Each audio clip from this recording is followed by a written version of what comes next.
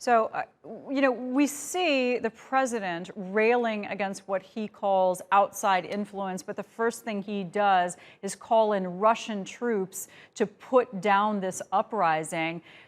That doesn't seem to give protesters much of a chance to continue. Do you have a sense of the motivation there for protesters to take to the streets regardless?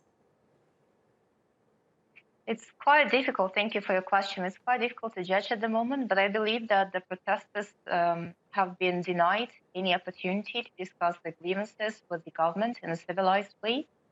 I don't think that the protesters might be taken down violently, but it doesn't mean that the protest movement, the protest behavior would stop because the core grievances of the public have not been addressed. So instead of talking to the people, President Tokayev resorted to calling in foreign troops to clamp down on the protest action. And it's quite difficult to see how it's going to be a solution or a sustainable solution to the issue that is a domestic issue. So let's talk about this protest movement. Can it be called a movement? How much organization is there? How much coordination can there be under the system that has been autocratic for such a long time? It's quite difficult, to be honest, to predict how it's going to turn out. But as you know, President Nazarbayev has been building the vertical of his power for 29 years.